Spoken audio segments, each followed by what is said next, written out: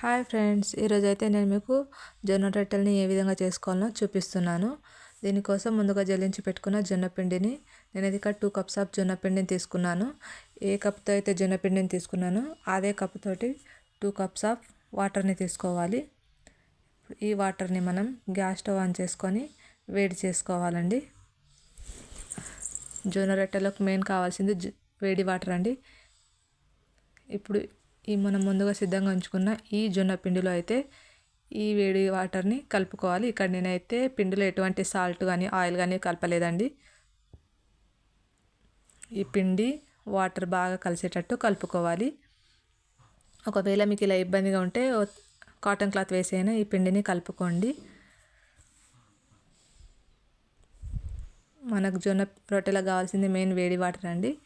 ఈ పిండిని చల్లగా కాకుండా మొత్తం సైడ్ కనుక్కొని పెట్టుకోవాలి. ఇప్పుడు కొంచెం నార్మల్ వాటర్ని కూడా తీసుకోండి.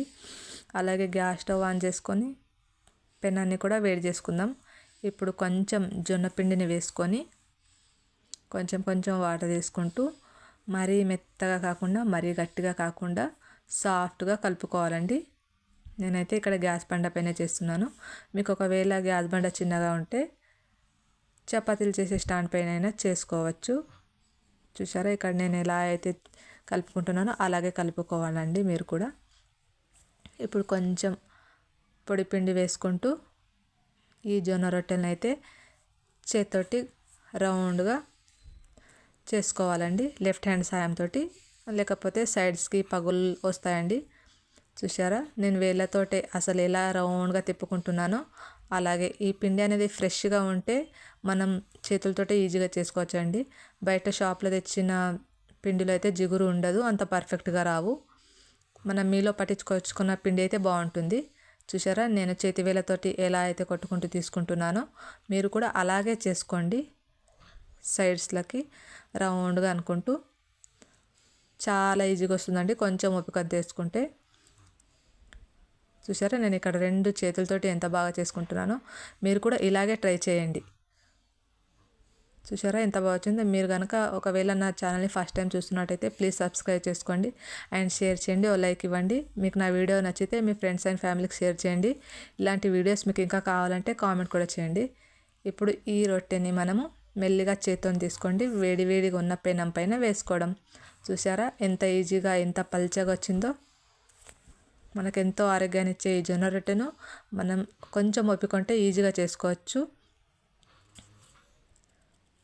మనకు ఒకవేళ బరువు తగ్గాలనుకున్న ఈ జొన్న రొట్టె ఎంతో ఆరోగ్యాన్ని ఇస్తుంది. చూసారా, ఇప్పుడు మొత్తం ఇలా చిన్నగా బబుల్ వస్తున్నప్పుడు ఓ సైడ్కి మనం వాటర్ పెట్టుకోవాలి. నేనైతే వాటర్ని చేత్తోనే పెట్టుకుంటున్నాను. ఒకవేళ మీకు అలా కూడా ఇబ్బందిగా కాలుతున్నట్టు అనిపిస్తే ఒక చిన్న కాటన్ క్లాత్ తీసుకొని వాటర్లో తడుపుకొని మనం ఈ జొన్న రొట్టెకు వాటర్ స్ప్రెడ్ చేయండి, మొత్తం రౌండ్ స్ప్రెడ్ చేయండి. ఇప్పుడు ఈ వాటర్ అనేది తడి ఆరిపోకుండా ముందే మనం ఇంకో సైడ్స్కి జొన్న రొట్టెను కాల్చుకోవాలి. అంతే అండి. మనకు ఒకవేళ షుగర్ ఉన్నా, బరువు తగ్గాలనుకున్నా, నైట్ టైం అన్నం వద్దు అనుకున్నా కానీ ఈ జొన్న రొట్టె ఎంతో హెల్ప్ చేస్తుంది. చూసారా, నేను ఎంత బాగా కాల్చుకున్నానో, ఎంత పల్చగా వచ్చిందో మీరే చూడండి వీడియోలో. మీరు కూడా నా వీడియోని చూసి మీరు కూడా ట్రై చేయండి. చూసారా ఎంత బాగా వచ్చిందో. అస్సలు పిండి ఉండదండి, చాలా అంటే చాలా టేస్ట్గా ఉంటుంది. వెజ్లోకైనా నాన్ వెజ్లోకైనా పచ్చళ్ళతోనైనా ఈ జొన్న రొట్టె చాలా బాగుంటుందండి. చూడండి, నేను చేతులతోటి ఎలా అయితే సైడ్లా కాల్చుకుంటున్నానో మీరు కూడా అలాగే ట్రై చేయండి. సింపుల్గా అండి, మనకు కొంచెం ఓపిక ఉంటే ఈజీగా చేసుకోవచ్చు. 2 సైడ్స్లకి అలా మెల్లిగా కాల్చుకోవడం.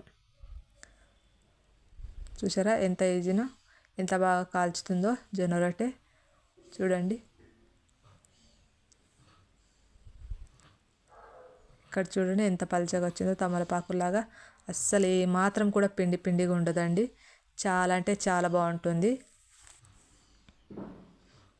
అంతే అండి. Thanks for watching my channel.